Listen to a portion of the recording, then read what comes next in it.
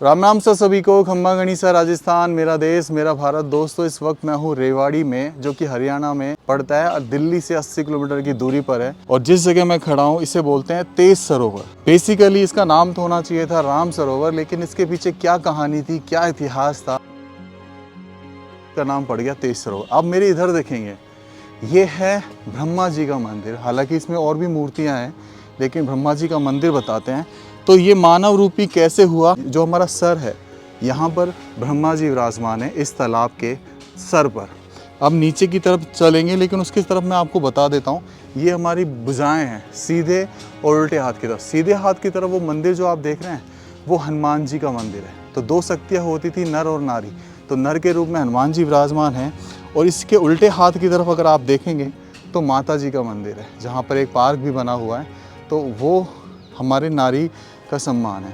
तो इस तरीके से दोनों भुजाएं हो गई, और बीच में आप ये जो पानी देख रहे हैं ये है धड़, जिसमें सारे जीव जंतु रहते हैं। और सामने वो गेट देख रहे हैं जो पैरों की तरफ है, उसे गो घाट कहते हैं, जहाँ से गौ माता और भी जीव जंतु इस घाट में, इस तालाब के अंदर पानी पीने आते हैं।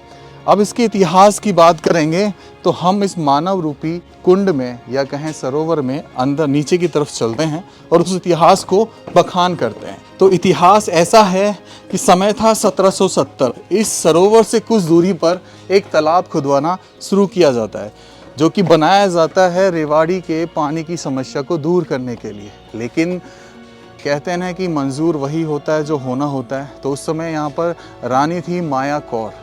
तो क्या होता है, 1785 में माधवराव सिंधिया के साथ उनकी लड़ाई होती है, युद्ध होता है, और उसमें राम सिंह जी शहीद हो जाते हैं। फिर क्या होता है, माया कौर जी कहते हैं कि जिस जगह उन्होंने तालाब बनवाना शुरू किया वो एक शापित जगह है। तो उस जगह से कुछ दूरी पर, यानी यहाँ आकर माया कौर अपने मुख्तावर तेज सिंह को बोलती हैं कि एक इधर एक तालाब, एक सरोवर बनाया जाए। तब तेज सिंह के द्वारा ये तालाब सरोवर बनाया जाता है और इसका नाम पड़ जाता है तेज सिंह। आप ये इधर देख रहे हैं, ये छोटे छोटे जो मेहराब, छोटे छोटे जो कमरे बने हुए हैं, ये बेसिकली विश्राम गृह बने हुए हैं। और हरियाणा की सरकार के द्वारा इसका जीर्णोद्धार अब शुरू हो चुका है। और नीचे ये आप जो दरवाजे देख रहे हैं, हर दिशा में जो दरवाजे बने हुए हैं, यहाँ पे ये विश्राम गृह, उनसे नीचे एक रास्ता आ रहा है और इस तालाब में आके लोग नहाया करते थे। अब जिस जगह मैं खड़ा हूँ यहाँ पे, ये आप जो बुर्ज देख रहे हैं, बेसिकली ये इस जगह का सबसे बड़ा बुर्ज है। और यहाँ पे इसको अष्टकोर फॉर्म में बनाया गया है। अष्टकोर फॉर्म में बनाने के साथ साथ इधर यहाँ पर ये मुख्य दरवाज़ा बना हुआ है इसका। ये देखिए, ये मुख्य दरवाज़ा इधर, जिस पे लगभग 20 से 25 फीट की हाइट के 3 गेट, 3 दरवाजे बनाए गए हैं।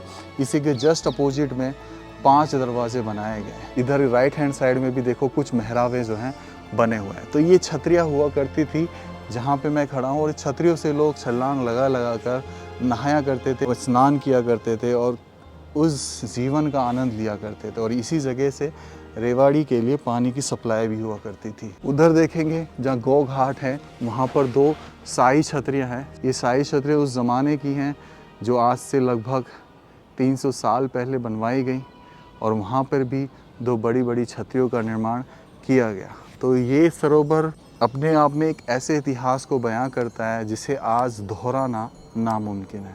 और वो सामने जो आप हनुमान जी का मंदिर देख रहे हैं, इसके साथ ऐसी कहानी जुड़ी हैं जिसे आप सुनेंगे तो चकित रह जाएंगे। कहा जाता है कि कुछ समय पहले जब इस सरोवर का निर्माण कार्य चल रहा था, तब यहाँ से एक व्यापारी गुजरता है अपने बैलों के साथ। एक जगह आकर वो रुकता है, और वो जगह होती है ये सरोवर। तो वो कहता है कि चलो यार थोड़ा विश्राम कर लेते हैं, पानी पी लेते हैं, बैलों को भी पानी पिला लेते हैं।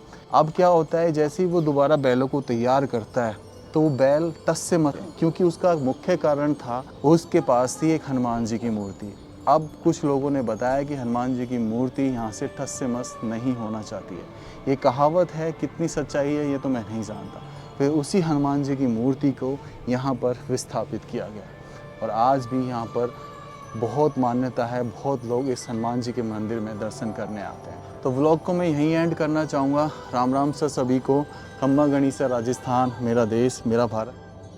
इस गेट पर भी ना उस ज़माने की जो फूल पत्तियों के डिज़ाइन होते थे, उस ज़माने के फूल पत्तियों के डिज़ाइन को एज इट इज़ रखा गया है, छेड़ा नहीं गया है। तो फूलों से बहुत प्यार था उस ज़माने के कलाकारों को, और उनको अक्सर उकेर दिया करते थे ऐसी भव्य इमारतों पर जो आज ऐतिहासिक बन चुकी हैं, जो आज ये दर्शाती है कि कहीं ना कहीं राजपूताना शैली और ये फूल बनाने की कला उनके दिल दिमाग में हमेशा रहती थी, जिसको वो हमेशा उकेर दिया करते थे।